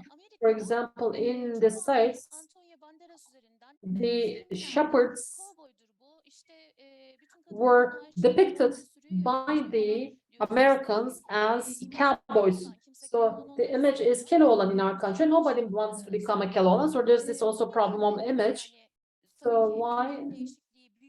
Of course, climate crisis is a great problem, but these problems in the rural regions, economic-wise, social-wise, Ve insana yakışır prestijli bir işte tutabilerek ancak yapabiliriz. could be done in a way that decent work for all. So whether we consider we shall have an we undertake the responsibility, or whether we should develop a technology, or we shall have a discussion in mind. We all have to undertake this in Davos summit. The ones with strengths and polluting the world, they were talking about the solutions rather than they were talking about the problems rather than the solutions. So Çocuklarıma da bu these sadece are responsibilities that we undertake, and I will leave this duty to my children as well. I believe that in order to enable the farmers to use easy technologies with an age of 50 years of age, there should be technologies they could be able to use them, and these should be promoted by visiting in every village and just convening the farmers in a place, and there everyone comes from everywhere to those villages, and I'm trying to serve as an example. So Azerbaijan, Algeria are examples for these, but it would not happen because that I'm only doing this. This is not something that can be done by on my own. We have to act together, as much mentioned before, while we elect our rulers, while we select our profession, whatever the profession that our children select, we have to pay attention to the climate change as well as the world. And accordingly, we have to maintain, and we have to maintain the world, because we are already done with the protection of time. Actually, this has been a session where we have the farmers prominent, and I wish to be a second moderator on time, finishing the session, but we were belated by 5 minutes, so just for 3 more minutes more. If you would have any statement, I would like to have your comments by 1 sentence, please. So I actually apologize that I was dealing with a bit with politics, but for management of earth, my colleague mentioned what is required, but the food friendly and agriculture friendly, the earth, the ground are to be determined within Nilüfer Municipality, and there has been a project on this. There has been a mapping on this, the land sustainability, land planning, zoning, and also in terms of determination of the organic matters where the law, there has been a production of such a mapping, and accordingly the producers, within the limitations of the municipality of Nilüfer, the producers will be able to see the data related to their earths, their lands. So for that reason, as mentioned by the mayor, there might be done more on the local basis. It's important that we should have a policy which favors the engineer, favors the administrators, rulers, the municipality. For more than 10 years, Nilüfer Municipality has been working with the trainers to inform the farmers in terms of using the chemicals. And thank you very much for giving me the opportunity to participate at this meeting. And I also would like to say in short that the things that I already explained are very easy to tell, but to implement them is rather hard. There are certain habits that have become fixed. So for that reason, changes cannot take place with certain rules. It may happen through adaptation. It may go step by step, then so that the change would not happen at once. In Sri Lanka, they tried to do it in one day, and this change, and then they experienced a 50% of loss, and the economic crisis grew more, and there was uncontrolled. And so for that reason, there should be a rehabilitation program to be enacted in real life. So thank you very much. And thanks that you do not leave us alone. Bizler de sizlere teşekkürlerimizi sunuyoruz. Bu değerli We bilgilerinizi bizler. also thank you for giving us this knowledge and sharing this valuable knowledge with us.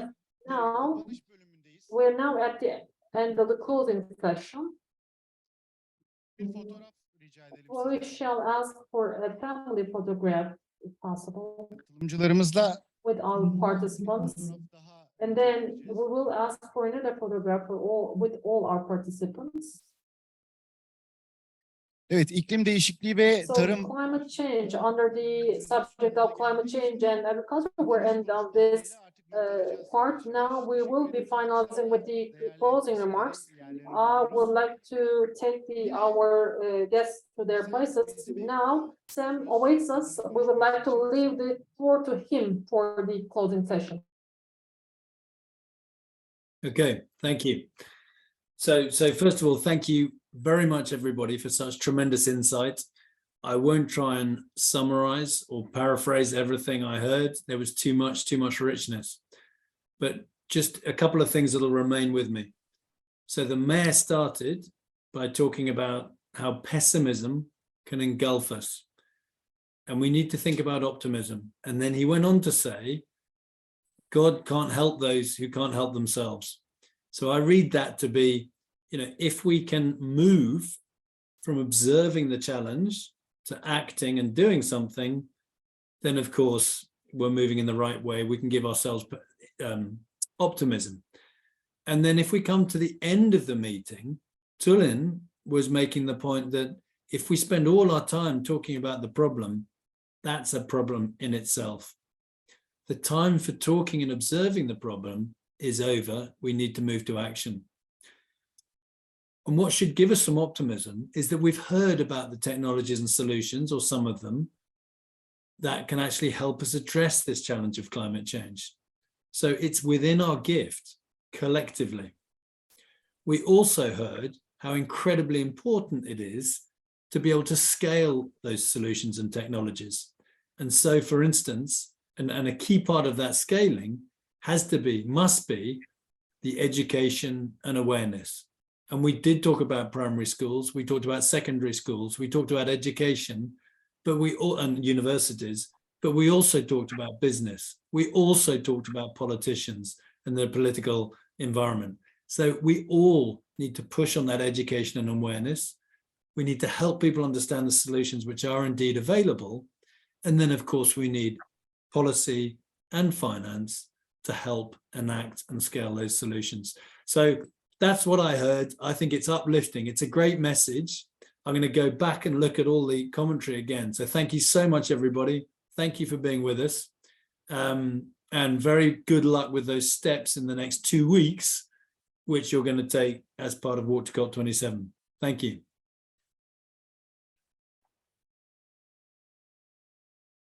Sem'e teşekkürlerimizi sunuyoruz bizler de ve şimdi kapanış konuşmasını gerçekleştirmek üzere Nilüfer Belediye Başkanımız Sayın Turgay Erdem'i We also thank to Sam, and I once again I would like to invite our distinguished mayor for the opening, closing remarks. Evet, gerçekten çok verimli. Yes, this has been really an efficient Değerli meeting. Distinguished academicians, activists, NGOs, thank you very much to you all.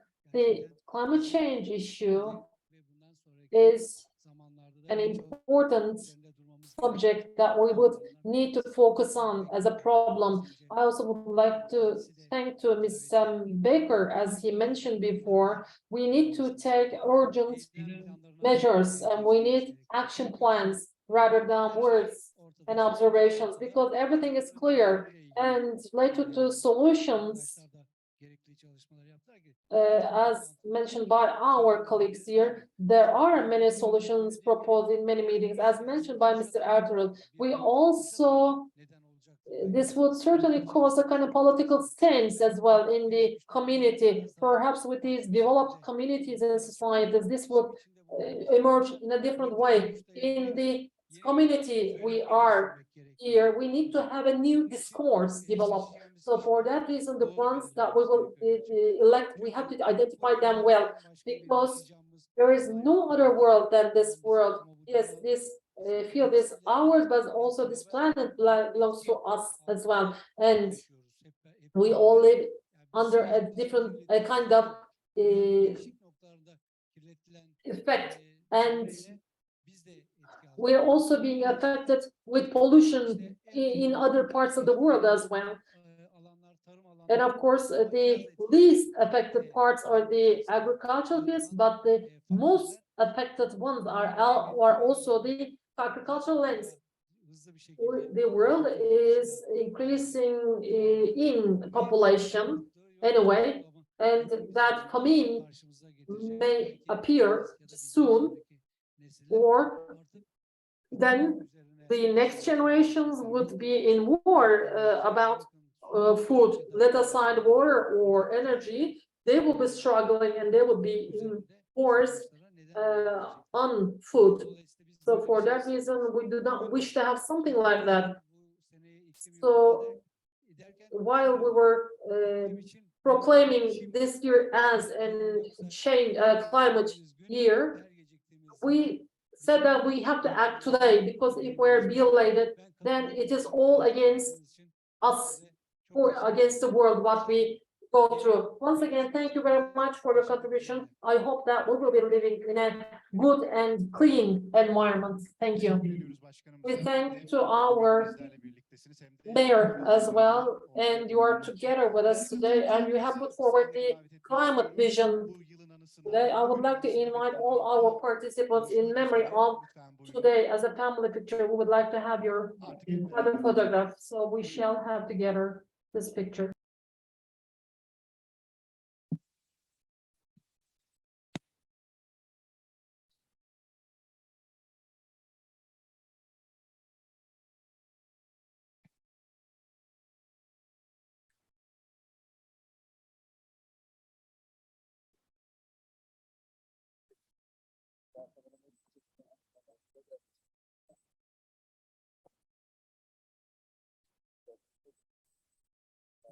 Sahnemizin önü de boş.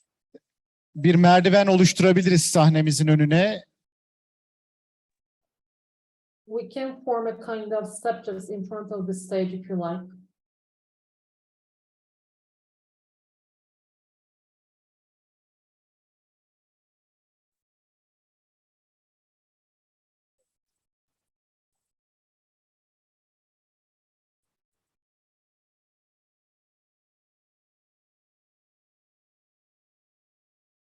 İklim için hemen şimdi dediğimiz Walk2COP27 toplantısı.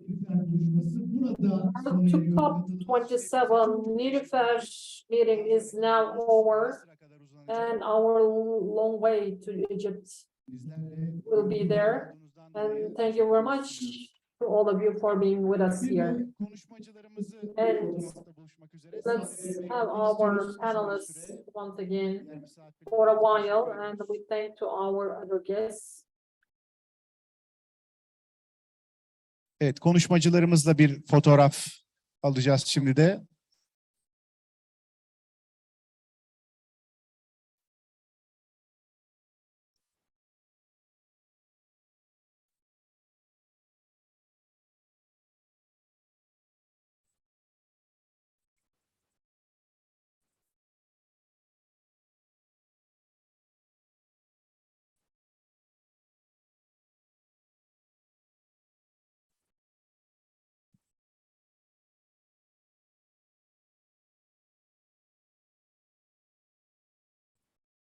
Nilüfer'de yeniden görüşeceğiz. Hoşça kalın. We will see each other in Nilüfer once again and goodbye.